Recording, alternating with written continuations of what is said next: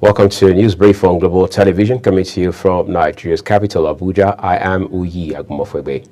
President Bola Tinubu has directed the Attorney General of the Federation to ensure the immediate release of the minors detained by the Nigeria police in connection with last August's protest without prejudice to any ongoing legal processes. The directive came days after the 76 people, including 30 minors, were charged with treason and inciting a military coup after they were seen waving Russian flags during the End Bad Governance protests against economic hardship. Minister of Information and National Orientation, Mohammed Idris, announced this to State House correspondents during an emergency briefing at Aso Rock Villa in Abuja. Idris says after examining the circumstances surrounding the cases, the president had issued the directive and emphasized the importance of balancing legal processes with humanitarian concerns. Operatives of the Economic and Financial Crimes Commission have arrested the former governor of Delta State, Ifeanyi Arthur Okowa, over the alleged diversion of 1.3 trillion naira derivation fund. The 1.3 trillion naira amounted to a 13% derivation fund from the Federation account between 2015 and 2023. According to sources in the commission, Okowa was at the EFCC office in Port Harcourt, Rivers State, and subsequently arrested by officials of the commission. One of the sources said Okowa was at the office of the commission in the zone. Let's take you to business now, where the newly appointed Minister of Industry, Trade and Investment, Jumoke Oduwole, has reassured operators that the African Continental Free Trade Agreement will be utilized optimally to benefit Nigeria. She disclosed this after assuming duties shortly following the oath of office administered by President Bola Tinubu at the Presidential Villa in Abuja.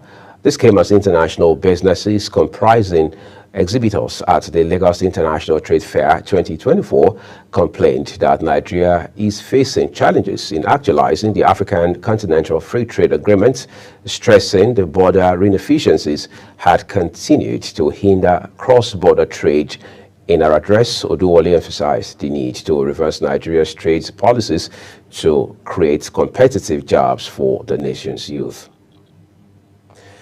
The Petroleum Products Retail Outlets Owners Association of Nigeria says the Dangote Petroleum Refinery is inconsiderate for selling petrol at 990 naira per litre, stressing that the company enjoyed massive concessions while accessing foreign exchange during its construction.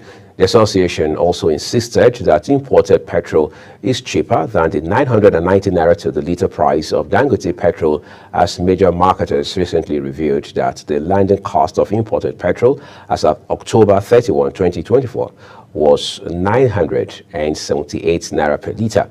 Dangote Refinery had alleged that the association and the Independent Marketers Association of Nigeria were planning to import substandard petroleum products into the country.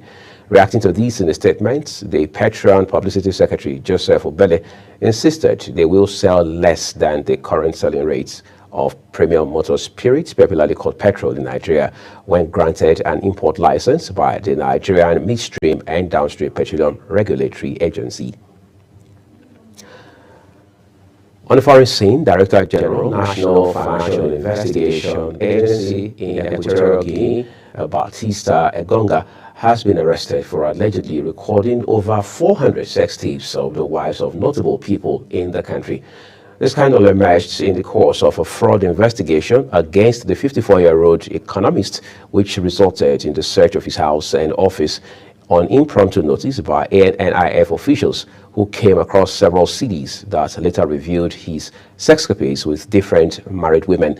The videos reportedly include encounters with high-profile individuals such as his brother's wife, his cousin, the sister of the president of Equatorial Guinea, the Director General of Police's wife, and about 20 of the country's ministers' wives, among others. The footage discovered in his personal office was said to have been recorded with consent and has since been leaked online, causing a media uproar. a quite compromising situation right there. But let's turn to sports for you quickly. Anthony Joshua has been named among the top 3 highest earning boxers in 2024, despite suffering a shocking defeat to Danny Dubois in September. The former 2-time heavyweight champion earned a guaranteed purse of £6 million from the Wembley Stadium bouts, with additional pay-per-view revenue potentially pushing his earnings beyond £25 million if PPV buys reached 850,000. Only Tyson Fury and Canelo Alvarez earned more than the British-Nigerian pugilist this year, with the Gypsy King banking on enormous $100 million from his historic undisputed heavyweight clash against Alexander Usyk in Riyadh, Saudi Arabia in May. Mexican superstar Alvarez secured north of $35 million for his successful undisputed super middleweight title defense against compatriot Jamie Mungula at the T-Mobile Arena, Las Vegas, according to boxing journalist Dan Raffel. I'll talk about oil money in sports. That was an interesting irony. But that's your news brief for this time, and it came to you on Global Television. I'm Wiyag Mofwegwe. At top of the hour, we'll bring you the media news.